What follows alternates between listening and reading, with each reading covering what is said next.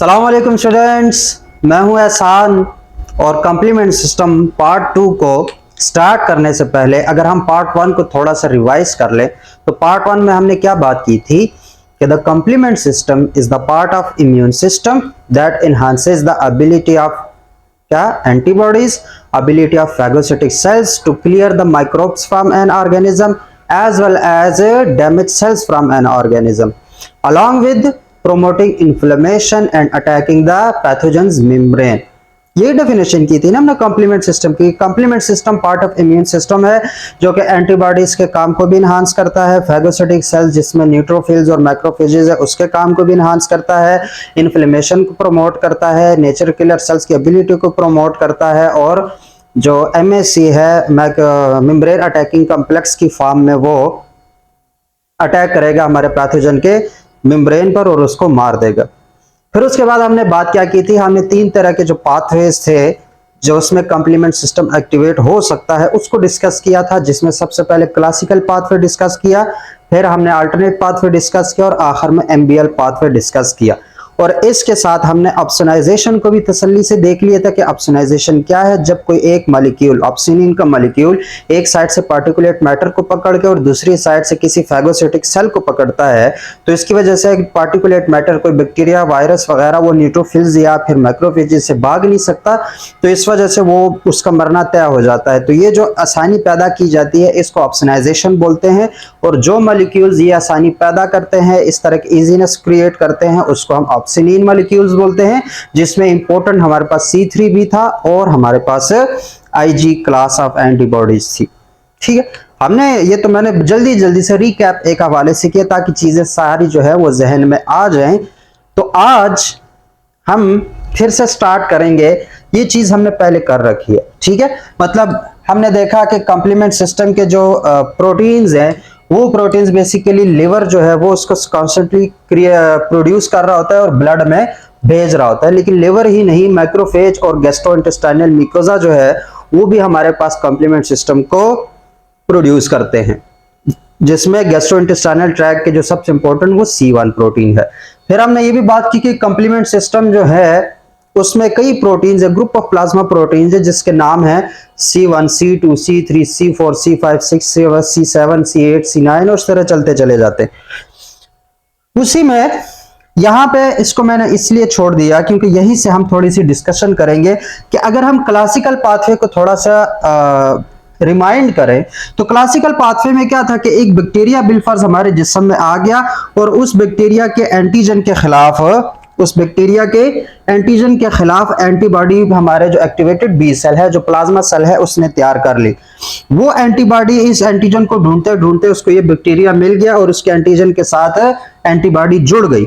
जब इसके बैक्टीरिया के एंटीजन के साथ ये एंटीबॉडी जुड़ती है तो उसके बाद एंटीबॉडी के FC पोर्शन में एक्टिवेशन हो जाती है, वो एक्टिवेट हो जाता है और कॉम्प्लीमेंट प्रोटीन्स के लिए साइट खुल जाती है। तो सबसे पहले फिर कॉम्प्लीमेंट प्रोटीन जो है जो कि इस ब्लड से अब इंटरस्टिशियल फ्लूइड में आ चुके थे, सबसे पहले C1 आके उस एक्टिवेटेड FC पोर्शन पे जुड़ जाता है। जैसे ही जुड़ता है तो C1 आगे फिर एक और कॉम्प्लीमेंट प्रोटीन है C4, उसको एक्टिवेट करता है, उसको अपने पास बुलाता है। तो अगर याद करें ये चीज मैंने क्यों छोड़ी है कि हमने बात की थी कि जब इनएक्टिव फॉर्म में कॉम्प्लीमेंट प्रोटीन होता है तो उसके 2 पार्ट्स होते हैं, एक हमारे पास B पार्ट और एक हमारे पास A पार्ट। ऐसे ही है कि B पार्ट कॉम्प्लीमेंट प्रोटीन का वो पार्ट जो कि एक्टिवेशन ऑफ कॉम्प्लीमेंट सिस्टम में जुड़ेगा, बाइंड करेगा, B से बाइंडिंग, और एक पार्ट वो हमारे पास अवे पार्ट होगा कि जब एक कॉम्प्लीमेंट प्रोटीन एक्टिवेट हो जाता है तो कॉम्प्लीमेंट प्रोटीन का वो टोपी जो है, वो जो A पार्ट है वो निकल जाती है, वो चली जाती है, वो डिटैच हो जाती है। तो इसको हम कहते थे अवे पार्ट। क्या कहते थे? Away part. तो यहाँ पे C1 ने C4 को हमारे पास एक्टिवेट किया तो C4B का जो पार्ट है वो इसके साथ अटैच हो गया और यहां से निकल क्या गया? C4A। क्या निकल गया? C4A। इसी तरीके से C4B ने आगे C2 को एक्टिवेट किया तो उसका बाइंडिंग पार्ट, C2 का बाइंडिंग पार्ट C4 के साथ जुड़ गया, जबकि उसका C2A पार्ट जो है वो हमारे पास रिलीज हो गया था। फिर C4B और C2B ने मिलके एक कन्वर्टेज के तौर पर काम किया। किस कन्वर्टेज के तौर पर काम किया? C3 convertase. तो इन दोनों ने मिलके C3 जो प्रोटीन है, प्लाज्मा प्रोटीन है, कंप्लीमेंट प्रोटीन है, उसको एक्टिवेट किया, तो उसका B पार्ट अपने साथ जोड़ लिया, जबकि C3A रिलीज हो गया। इसी तरीके से C3B, C2B और C4B ने मिलकर एज अ C5 कन्वर्टेज काम किया और C5B को अपने साथ मिला लिया, जबकि C5A को रिलीज कर दिया। फिर C5A ने C6, C7, C8, C9 जो है ना उनको एक्टिवेट किया, और ये जो पूरा कॉम्प्लेक्स है ये आगे मेम्ब्रेन अटैकिंग कॉम्प्लेक्स बनाते हैं। ये चीज हम ऑलरेडी, अगर कोई बच्चा ये पार्ट पहले देख रहा है तो इससे पहले पहला वाला जो पार्ट है उसको मस्त देखिए, क्योंकि जो मैंने जल्दी जल्दी बता दिया इसको हमने बड़े तसल्ली से वहां देखा हुआ, तो ये काम हो गया था। तो यहां पर इन चीजों की तो समझ आ गई कि इनकी एक्टिवेशन, C3B की भी समझ आ गई थी कि ये हमारे पास ऑप्सोनाइजेशन में भी इन्वॉल्व होता है, या अगर इसके साथ C5B आ जाए तो ये मेम्ब्रेन अटैकिंग कॉम्प्लेक्स भी बना लेता है, सब कुछ कर लेता है। लेकिन ये जो अवे पार्ट्स गए थे, क्या हमारे पास ये जो अवे पार्ट्स गए थे C4A, C2A, C3A, C5A, क्या ये वाले पार्ट्स गायब हो जाते हैं या ये हमारे पास डिनेचर हो जाएंगे? ये अवे क्यों गए थे, इनका फायदा क्या हुआ? वो फायदा तो नजर आ रहा है कि उसकी वजह से एक्टिवेशन हो रही है। तो क्या ये वाले पार्ट्स जो कंप्लीमेंट प्रोटीन्स के हैं इनका कोई फायदा भी है? वो फायदा क्या है वो आज के लेक्चर में इस पार्ट 2 में हमने देखना है। क्या करना है? इनमें बेसिकली हमने देखना है कि ये जो ए वाले पार्ट्स हैं, जो अवे पार्ट्स हैं, बेसिकली इनका काम क्या होता है। ठीक हो गया। तो ये था हमारे पास थोड़ी सी रिवीजन लास्ट लेक्चर की। अब हमने तसल्ली से फिर से कंसेप्ट्स की तरफ आना है और फिर से समझना है कि ये C4A, C2A, C3A या C5A जो है इनके क्या क्या काम अभी निकल सकते हैं। तो सबसे पहले एक किस्म के सेल्स हैं हमारे बॉडी में, बड़े सेंसिटिव सेल्स होते हैं। उन सेल्स का नाम है मास्ट सेल्स। कौन से सेल्स हैं? बड़े सेंसिटिव से सेल्स हैं, मास्ट सेल्स है, थोड़े ग्रैन्युलर से होते हैं। और ये मास्ट सेल्स हमारे स्किन के अंदर जहां पर भी कोई लाइनिंग है, एपिथेलियल लाइन है, उसके नीचे हमारे पास ये सेल्स पड़े होते हैं, जो कि बहुत काफी सेंसिटिव है। नाम मैं लिख देता हूं, कौन से सेल्स हैं? Mast cells. ये इवन इन्फेक्शन की भी सेंसिटिव है, कोई बैक्टीरिया घुस जाए तो भी ये सेंसिटिव है, कोई रेडिएशन आ जाए तो भी ये सेंसिटिव है, इवन कोई प्रेशर आ जाए तो भी ये सेंसिटिव है, कोई जोर से थप्पड़ मारे तब भी ये मास्ट सेल्स जो हैं वो एक्टिवेट हो जाते हैं। और मास्ट सेल्स जब एक्टिवेट होते हैं तो ये उस एक्टिवेशन के दौरान, कोई जब तुम्हें थप्पड़ मारेगा तो तुमने गुस्से के दौरान जो गालियां बकनी है वही गालियां हमारे मास्ट सेल्स बकेगा, वही गालियां हमारे मास्ट सेल्स देगा, लेकिन ये गालियां अलार्म्स के फॉर्म में होंगी। ये बाकी सेल्स को बताएगा कि भाई मेरे साथ ये काम हुआ है। कोई छोटी सी भी इंजरी हो ये काम हो जाता है। मैं क्या कह रहा हूं कि इतना प्रेशर, जो थप्पड़ का प्रेशर होता है उसकी वजह से तुम लोगों का गाल सूज जाता है, या बॉडी के जिस जगह पे थप्पड़ पड़ता है वो हमारे पास सूज जाती है और उस जगह रेडनेस आ जाती है, वो जगह लाल हो जाती है। तो वो क्यों होती है? ड्यू टू मास्ट सेल्स के, क्योंकि मास्ट सेल्स बहुत ज्यादा सेंसिटिव होते हैं टुवर्ड्स दीज थिंग्स। तो ये मास्ट सेल्स क्या करते हैं? ये मास्ट सेल्स नतीजे में प्रोस्टाग्लैंडिन्स और ल्यूकोट्राइन्स और मतलब ये हिस्टामीन जिसका नाम तुम लोगों ने सबसे ज्यादा सुना हुआ है, उसको रिलीज करना शुरू कर देते हैं। क्या करना शुरू कर देते हैं? हिस्टामीन वगैरह रिलीज करते हैं। और वो हिस्टामीन बदले में क्या करवाता है? वो हिस्टामीन बदले में हमारे पास वैजो कंस्ट्रिक्शन करवाता है, जो करीब करीब का ब्लड है वो ब्लड जो है उस जगह पे आना शुरू हो जाता है। और जब ब्लड आना शुरू हो जाता है तो उस ब्लड में बाकी जो हमारे पास प्लाज्मा प्रोटीन्स हैं, कॉम्प्लीमेंट प्रोटीन्स हैं, न्यूट्रोफिल्स हैं, मैक्रोफेजेस हैं, नेचुरल किलर सेल्स हैं, वो सारे भी उस जगह पे, उस साइट ऑफ इंफेक्शन पे, उस साइट ऑफ इन्फ्लेमेशन पे आना शुरू कर देते हैं। तो ये तो था मास्ट सेल्स। अब ये देखा गया है कि ये जो मास्ट सेल्स हैं, कौन से वाले? ये जो मास्ट सेल्स हैं, इन मास्ट सेल्स के ऊपर बड़े स्पेशल किस्म के रिसेप्टर्स होते हैं। क्या होते हैं? बड़े ही स्पेशल टाइप के रिसेप्टर्स यहां पे पड़े होते हैं। किसके लिए वो रिसेप्टर्स किसके लिए होते हैं? इसको एक और से मैं बना लेता हूं ताकि अलग अलग हो। ये रेड है, बड़े स्पेशल किस्म के रिसेप्टर्स होते हैं। किसके लिए? ये जो C3A और C5A है, ड्यू टू कंप्लीमेंट सिस्टम जो हमारे पास ये पार्ट्स अवे हो जा रहे थे, ये जो C3A और C5A है जो कि कंप्लीमेंट में पार्ट नहीं ले रहे थे, वो क्या करेंगे, उनके लिए बड़ा स्पेसिफिक रिसेप्टर्स होते हैं मास्ट सेल्स के ऊपर। किस सेल्स के ऊपर? मास्ट सेल्स के ऊपर रिसेप्टर्स होते हैं। तो ये C5A या C3A जो है वो हमारे पास आएंगे इधर और इन रिसेप्टर्स पे जुड़ना शुरू कर देंगे, इन रिसेप्टर्स पर जुड़ना शुरू कर देंगे। कौन से? एक हमारे पास बिलफर्ज ये है C5A, इन रिसेप्टर्स को क्या बोलेंगे? C5A receptors. जबकि कुछ हमारे पास C3 जो अब पार्ट्स थे, जो टोपियां थी, C3A रिसेप्टर पे आके जुड़ना शुरू कर देते। किस चीज के? मास्ट सेल्स के।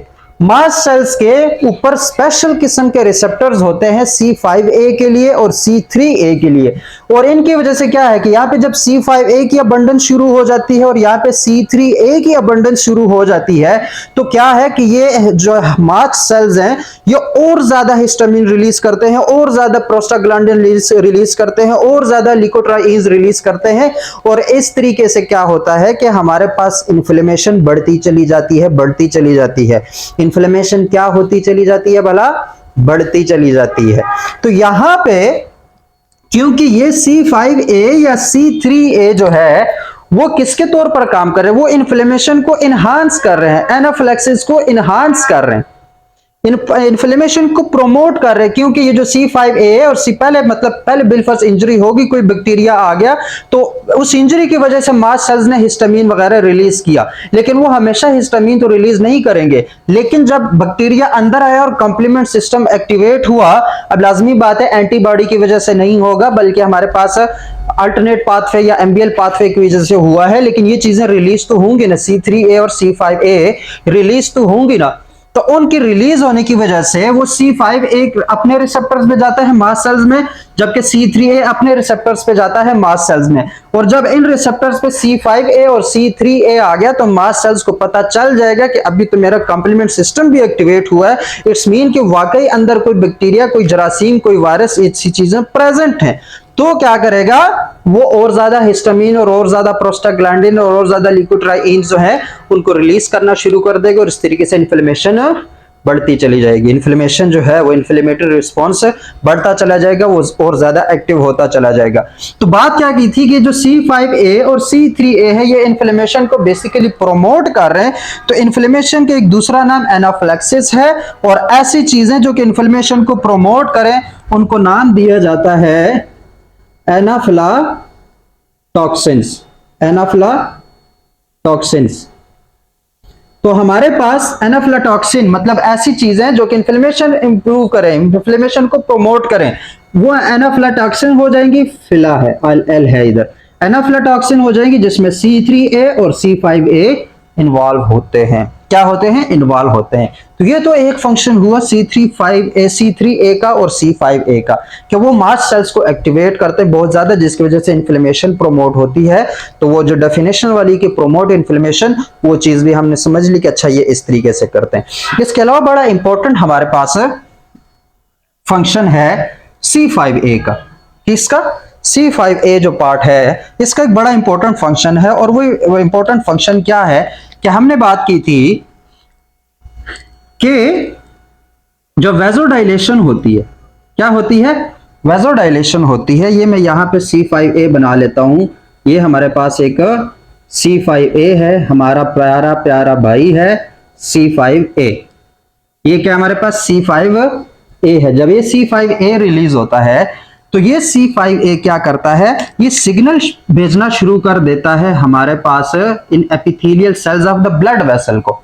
ये जो epithelial cells of the blood vessels है, मैं यहाँ पे नाम लिख देता हूं एपिथेलियल सेल्स। क्या है? Epithelial cells of the blood vessels, of the blood vessels. तो ये C5A जो है वो सिग्नल करना शुरू कर देता है हमारे पास epithelial cells of the blood vessels को कि तुम लोग स्टिकी हो जाओ।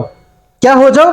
ब्लड वेसल्स को कहता है कि तुम लोग अपने ऊपर स्टिकनेस बढ़ा दो, एडहेसिवनेस बढ़ा दो। किस काम के लिए एडहेसिवनेस बढ़ना शुरू होगी भाई? ये बात हमने डिस्कस की हुई है कि ये एडहेसिवनेस जो है बढ़ा दो। किसके लिए बढ़ा दो? ये जो खून में व्हाइट ब्लड सेल्स गुजर रहे हैं, जो मैक्रोफेजेस गुजर रहे हैं, जो न्यूट्रोफिल्स गुजर रहे हैं, जो नेचर किलर सेल्स गुजर रहे हैं, या टी सेल्स हैं या बी सेल्स हैं, वो तो खैर इधर नहीं होंगे लेकिन हो भी सकते हैं, या एंटीबॉडीज हैं, जो भी हैं, उनके लिए स्टिकनेस बढ़ा दो। तो ये एपिथेलियल सेल्स की जो हमारे पास एडहेसिवनेस है, जो स्टिकनेस है, जो चुमोड़ने की सलाहियत है, उसको इंक्रीज कर रहे होते हैं। उसको क्या कर रहे होते हैं? इंक्रीज कर रहे होते हैं। सो C5a enhances the adhesiveness of the epithelial cells of blood cell। Blood cell की जो एपिथेलियल सेल है उस पे एडहेसिवनेस, वो चिपकू हो जाते हैं और यहां से जो ब्लड के अंदर व्हाइट ब्लड सेल्स वगैरह गुजर रहे हैं वो इस पे चुमट जाते हैं। उस पे क्या है? यहां पे रुकना शुरू कर देते, तो रुकने के बाद वो फिर यहां से अंदर आना शुरू हो जाएंगे, साइट ऑफ इन्फ्लेमेशन की तरफ आना शुरू हो जाएंगे। तो ये इसका दूसरा फंक्शन हो गया C5a का। एक हमारे पास इन्फ्लेमेशन वाला फंक्शन हो गया, दूसरा हमारे पास किसका फंक्शन हो गया कि हमारे पास जो एपिथेलियल सेल्स हैं उनके सिस्टम को एनहांस करता है। अब इसने एनहांस कर लिया, ठीक है, ये स्टिकनेस एनहांस कर ली और यहां से एक न्यूट्रोफिल जो है वो अंदर आ गया। वो क्या हुआ? अंदर आ गया। तो ये न्यूट्रोफिल अगर अंदर आता है, इसको मैं मिटा देता हूं। अगर ये न्यूट्रोफिल अंदर आ गया है तो ये बिलफर्ज न्यूट्रोफिल है जो कि अंदर आया हुआ है। अब ये तो लाजमी बात है, इसको हम ग्रैन्युलर बनाएंगे क्योंकि ये ग्रैन्युलर ल्यूकोसाइट होता है। अब ये एक न्यूट्रोफिल है, ये अंदर आ रहा है, ऐसे यहां पे आंख भी बना लेते हैं, ठीक है। ये एक न्यूट्रोफिल है और वो अंदर आ गया है। तो अब न्यूट्रोफिल सोचेगा कि यार मैं अंदर तो आ गया हूं, लेकिन ये जो खाना बट रहा है, बैक्टीरिया जो मिल रहा है, वो साला कहां पे मिलेगा? मैं कहां जाऊं? मतलब इसके पास ये आंखें तो है नहीं कि यार वो वहां पे बैक्टीरिया के साथ कार्रवाई हो रही है तो मैं भी वहां पे जाता हूं। तो इसको डायरेक्शन देना होता है, इसको बताना होता है कि बैक्टीरिया यहां है, यहां आ जाओ। तो उसके लिए क्या है, इस न्यूट्रोफिल ने अपने सरफेस के ऊपर कुछ रिसेप्टर्स लगाए होते हैं, ऐसे हर तरफ क्या लगाए होते हैं? रिसेप्टर्स लगाए होते हैं। ऐसे रिसेप्टर्स लगा रहे हैं सारे। ये न्यूट्रोफिल है जिसने रिसेप्टर शो कर दिए, हर तरफ से खुद को एक्टिव कर दिया कि यार अब मैंने बैक्टीरिया को ढूंढना है, क्योंकि मैं अंदर आया हूं तो मेरा काम है बैक्टीरिया को खाना, तो मैं खाऊंगा लेकिन मुझे बैक्टीरिया मिले तो सही। तो इसने हर तरफ अपने रिसेप्टर्स ओपन कर दिए। ये C5 बिलफर्ज यहां से C5 रिलीज हो रहा है, तो यहां C5 जब रिलीज होता है, ये जाता जाता जाता था इस डायरेक्शन में जाते हुए यहां पे अटैच हो जाता है, यहां पे अटैच हो जाता है, यहां पे अटैच हो जाता है, यहां पे अटैच हो जाता है। तो क्या है, न्यूट्रोफिल्स को डायरेक्शन मिल गई है। अब आंखें बंद है, हमारी आंखें बंद है और मेरे को यहां पे टच करे तो मुझे पता चल जाएगा, अच्छा मैंने इस तरफ जाना है। क्या करना है? मैंने इस तरफ जाना है। मेरी आंखें बंद है, मुझे कोई यहां पे टच करे तो मुझे पता है मुझे इस तरफ जाना है, ठीक है। तो ऐसे ही हमारे पास ये जो C5a जिस डायरेक्शन से न्यूट्रोफिल्स के रिसेप्टर्स पे अटैच होगा, न्यूट्रोफिल्स उसी डायरेक्शन में मूव करना शुरू कर देंगे और उसको यहां पे बैक्टीरिया मिल जाएगा। न्यूट्रोफिल्स उसी डायरेक्शन में मूव करना शुरू कर देंगे और उसको बैक्टीरिया मिल जाएगा। बेफर्ज ब्लड वेसल यहां पे, ब्लड वेसल यहां पे, न्यूट्रोफिल यहां पे आ गया, तो इसके ये वाले रिसेप्टर्स के पास C5a किस डायरेक्शन से आएगा? इस डायरेक्शन से आएगा ना। किस डायरेक्शन से आएगा? इस डायरेक्शन से। तो इस न्यूट्रोफिल को पता चल जाएगा कि मैंने इधर जाना है, मैंने क्या करना है? इधर जाना है। उस वाले को पता है कि मैंने इधर जाना है। तो ये क्या है कि डायरेक्शनैलिटी ऑफ द न्यूट्रोफिल्स जो है वो डिटरमाइन होती है। और इस प्रोसेस को क्या बोलते हैं? इस प्रोसेस को बोलते हैं, बड़ा ही प्यारा नाम है, और क्या नाम है? कीमोटैक्सिस। क्या है हमारे पास? कीमोटैक्सिस। मतलब ऐसे केमिकल्स रिलीज करना जिसकी वजह से न्यूट्रोफिल टैक्सी कर सके, न्यूट्रोफिल आ सके, न्यूट्रोफिल एक जगह से दूसरी जगह आ सके। इस तरह के प्रोसेस को बोलते हैं कीमोटैक्सिस। और यहां पे जो substance as a chemotaxis use होगा उसको कीमोटॉक्सिन बोलेंगे। उसको क्या बोलेंगे? कीमोटॉक्सिन। तो यहां पे C5a क्या है? वो न्यूट्रोफिल्स के डायरेक्शन को दिखा रहा होता है कि भाई इस तरफ हमारे पास है साइट ऑफ इन्फेक्शन, या इस तरफ हमारे पास साइट ऑफ इन्फेक्शन है, या इस तरफ हमारे पास साइट ऑफ इन्फेक्शन है। तो ये जो कीमोटैक्सिस का प्रोसेस है वो भी कौन परफॉर्म कर रहा है? वो भी C5a परफॉर्म कर रहा है। वो भी कौन परफॉर्म कर रहा है? C5a। तो ये तीसरा इसका फंक्शन हो गया। पहला इन्फ्लेमेशन, दूसरा enhancement of the adhesiveness of epithelial cells, तीसरा कीमोटैक्सिस। तीसरा क्या हुआ?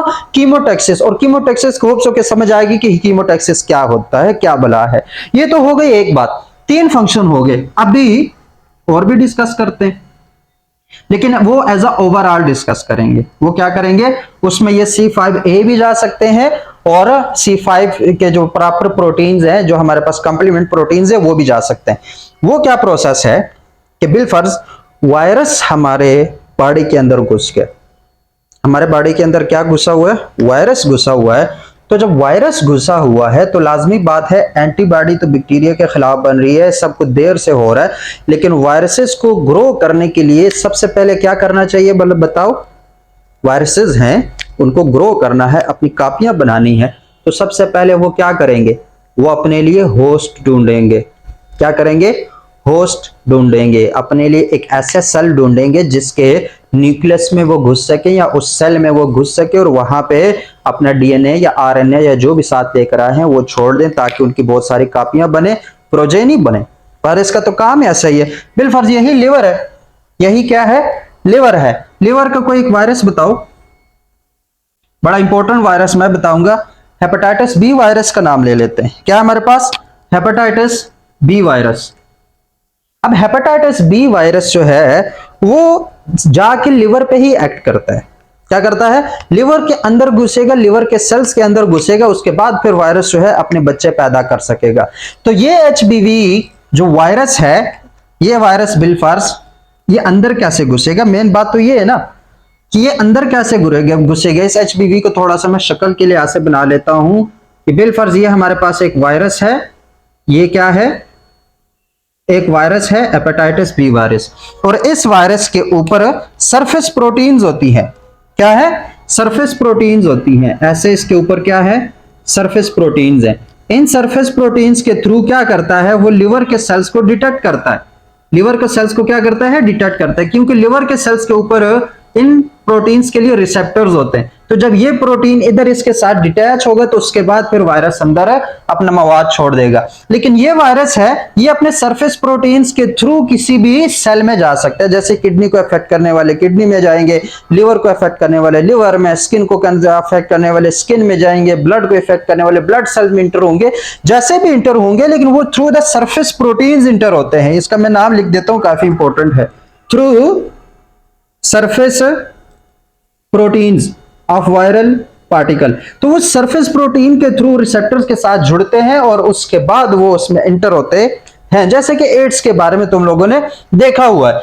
तो जब ये काम होता है तो क्या है कि हमारे पास जो कंप्लीमेंट प्रोटीन्स हैं, क्या है, जो कंप्लीमेंट प्रोटीन्स हैं, उनको ये हाजत आती है कि यार इस वायरस को हम इंटर ही ना होने दें किसी सेल के अंदर, किसी लिवर के सेल के अंदर। जैसे एचबीवी है तो लिवर में इंटर होगा, तो वो चाहते हैं कि वो लिवर के सेल में इंटर ना हो। तो क्या करेंगे, ये जो हमारे पास कंप्लीमेंट प्रोटीन्स हैं, ये कंप्लीमेंट प्रोटीन्स इस surface proteins of the virus को घेरना शुरू कर देंगे, कोपना शुरू कर देंगे, जिसको कहते हैं क्या शुरू कर देंगे, घेरना शुरू कर देंगे, इसको घेर लेंगे। तो जब इसको घेर लेंगे तो क्या होगा कि अब ये जो सरफेस प्रोटीन है वो इस रिसेप्टर के साथ नहीं मिल पाएगा और इस तरीके से ये वायरस अभी बाहर ही रह रहा है, इंटरस्टिशियल फ्लूइड में रह रहा है, तो ये काम तो कर नहीं सकता। बाद में किसी न्यूट्रोफिल या किसी मैक्रोफेज को मिल गया तो इसका सत्यानाश कर देते हैं न्यूट्रोफिल्स और मैक्रोफेज और इंटरफेरॉन्स वगैरह, तो ये वायरस उस तरीके से खत्म हो जाता है। वायरस तब अपना काम करता है जब वो किसी सेल के अंदर इंटर हो जाए। तो सेल के अंदर एंट्री से रोकने के लिए हमारे पास इस वायरस को न्यूट्रलाइज कर दिया जाता है with the help of away part. Even पूरा कंप्लीमेंट प्रोटीन भी यहां पे आके जुड़ सकता है। जैसे मैं कहता हूं कि यहाँ पे C5 आ गया, यहाँ पे C5A है, यहाँ पे C3 है, A है, इस तरह हमारे पास C2 है, हमारे पास C4 है, ये सारी चीजें जो है वो इस वायरस को न्यूट्रलाइज कर देते हैं। तो इस प्रोसेस को क्या बोलेंगे, neutralisation of the virus, neutralisation of viruses due to complement proteins, due to complement proteins. तो चौथा फंक्शन हमें समझ आ गया। चौथा फंक्शन क्या है कि कंप्लीमेंट प्रोटीन्स, खासतौर पर अवे पार्टिकल्स, वो वायरसेस को भी न्यूट्रलाइज कर सकते हैं, वायरसेस को भी सेल्स के अंदर घुसने नहीं देते, वायरसेस को भी सेल के अंदर घुसने नहीं देते। तो 4 फंक्शन हो गए, कौन कौन से, प्रोमोटिंग इन्फ्लेमेशन, एनाफिलैक्सिस जिसको बोलेंगे, एक एलर्जी वाला एनाफिलैक्सिस है, वो थोड़ा सा चेंज है, ठीक है। एक हमारे पास कीमोटैक्सिस, फिर हमारे पास enhancement of the epithelial cells of the blood cells, और ब्लड सेल्स कह रहा हूं जो ब्लड वेसल्स, और एक हमारे पास अभी क्या हुआ, न्यूट्रलाइजेशन ऑफ द वायरसेस। इसके अलावा भी हमारे पास ये जो पार्टिकल्स हैं ये एक और काम करते हैं, खास तौर पर C3b। क्या है C3b? ये C3b ये काम तो कर ही सकता है, बाज दफा ये C3b यहां से डिटैच होता है, यहां से क्या हो जाता है, activated form of the C3b detach होता है।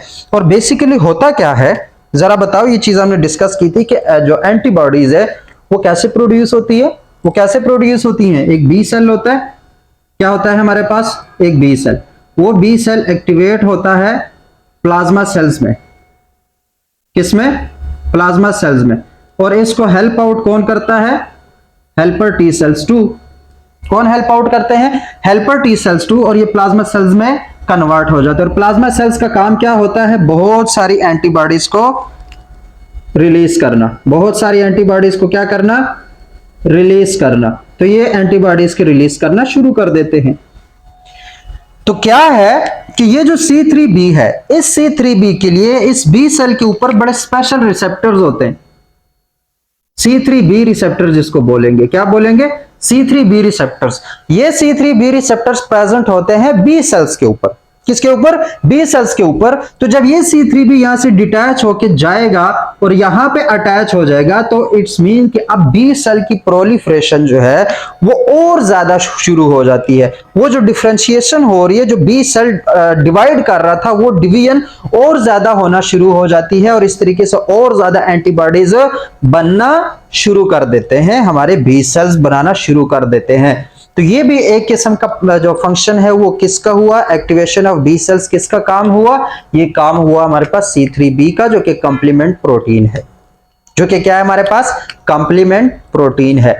तो that was all about complement system. फिर बाज दफा रेगुलेशन की बातें आती हैं, तो याद रखना रेगुलेशन में बिलफर्ज ये क्लासिकल पाथवे है। तो सबसे पहले तो एंटीबॉडी क्लासिकल पाथवे को या कंप्लीमेंट सिस्टम को रेगुलेट करती है। अगर यहाँ पे एंटीबॉडी हो ही ना तो ये सिस्टम एक्टिवेट ही नहीं होता। तो अगर ये ऑन ऑफ, अगर एंटीबॉडी हो तो सिस्टम एक्टिवेट होगा, एंटीबॉडी ना हो तो सिस्टम एक्टिवेट नहीं होगा। इस तरीके से भी रेगुलेशन हो सकती है। उसके बाद C1 भी रेगुलेट कर सकता है कि अगर C1 प्रेजेंट ही ना हो तो ये आगे जितने भी हमारे पास काम हो रहा है वो होगा ही नहीं, वो क्या है, वो होगा नहीं। तो इस C1 को कई तरीके से हम डीएक्टिवेट भी कर सकते हैं और कई तरीके से एक्टिवेट भी कर सकते हैं। इसी तरीके से C3b बड़ा इंपॉर्टेंट है। C3b अगर एक्टिवेट ना हो तो ना तो ये वाला सारा काम हो रहा है, मतलब मेम्ब्रेन अटैकिंग कॉम्प्लेक्स भी नहीं बनेगा। अगर C3b एक्टिवेट ना हो तो अपसोनाइजेशन भी नहीं होगी। अगर C3b एक्टिवेट ना हो तो हो सकता है एंटीबॉडीज की मजीद प्रोलिफरेशन जो है, प्लाज्मा सेल्स की मजीद प्रोलिफरेशन भी नहीं होगी। तो C3b एक ही हमारे पास मॉलिक्यूल है जो कि रेगुलेशन में काम करता है।